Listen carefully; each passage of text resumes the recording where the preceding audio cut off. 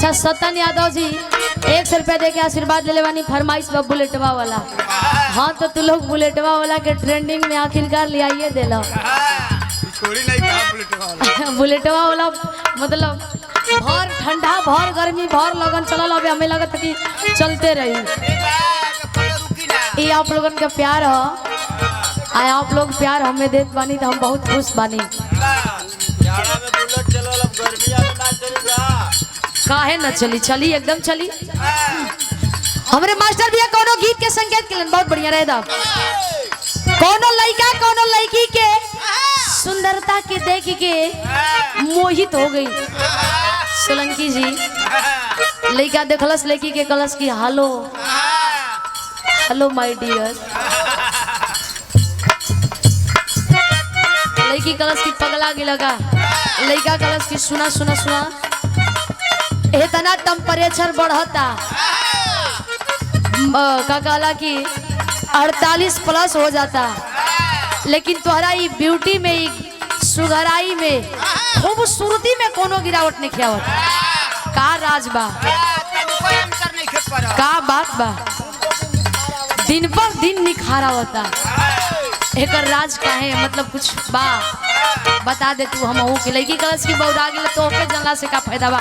लड़का कलश की फायदा बा हमर बात सुना कहता का कहलस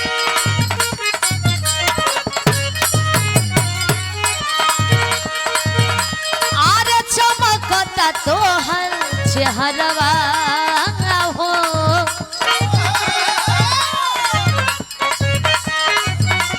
अब ई सोचत होगा लोग कि पहला दाई रिकॉर्ड करके फिर निकल जाई घरे तो दूसर का दाई यू से नया चीज आई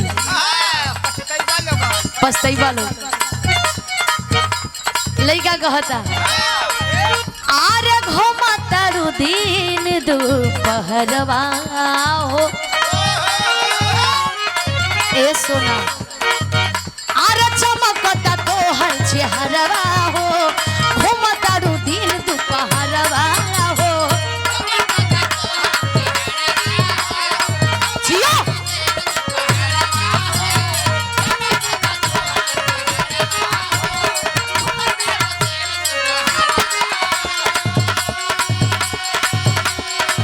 आरे चमकता तोहर चेहरवा हो घुमा तारू दिन दोपहरवा हो।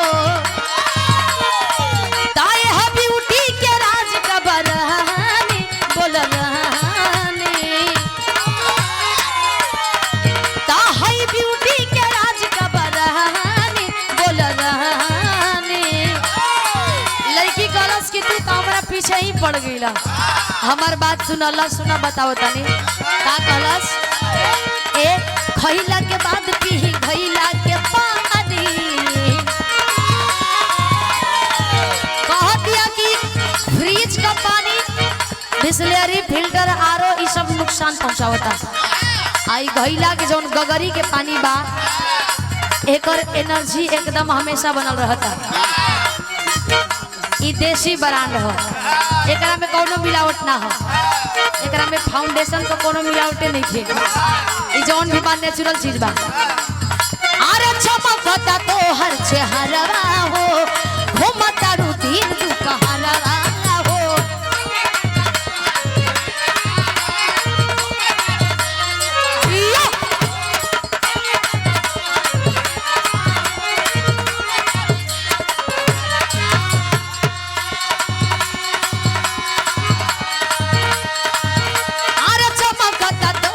चेहरवा हो घुमता रू दिन दोपहरवा हो। ताई हो ब्यूटी के राज का बरहानी बोल रहानी ताई हो ब्यूटी के राज का बरहानी बोल रहानी। लड़की कहलस ए खइला के बाद पी खइला के पानी ए हो खइला के बाद खइला के पानी यही से खिलल बा हमरो जवानी यही से खिलल बा हमरो जवानी। सिटी बा भैया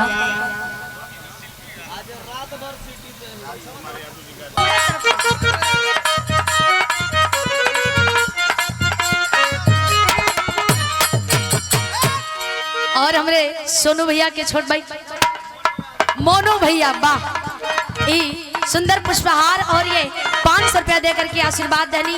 बहुत बहुत प्रणाम, सकल पंच के प्रणाम पहुंचे। कोट कोट बंधन परिचय का कोई मोहताज नहीं है।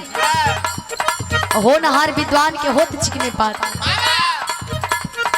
और ये झाला टेंट हाउस ग्राम सभा सोरघाट प्रोप्राइटर डब्लू भाई 100 रुपया दे के सम्मान के लिए बहुत बहुत प्रणाम बा। तनिक शांति बनल रहे, शांति बरकरार रही, गावे में हमन के आनंद आई, सुनहु में आनंद आई। लड़का एक बात और कहलस का सोनू घाट से ना, लड़का कहलस का कहलस कवन भोजन करेलू भैया, कवन भोजन करेलू दिन पदिने निखारेलू, दिन पदिने निखारेलू।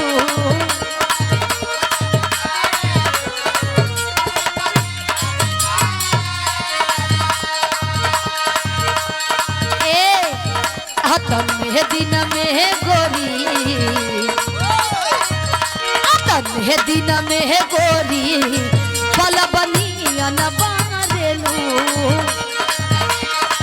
दमकसी रहे दमकसी।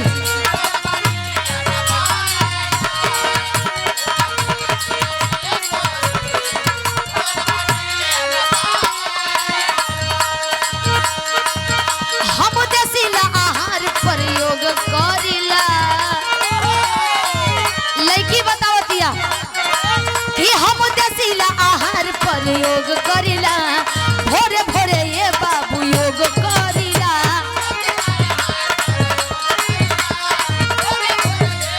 शाबाश जियो।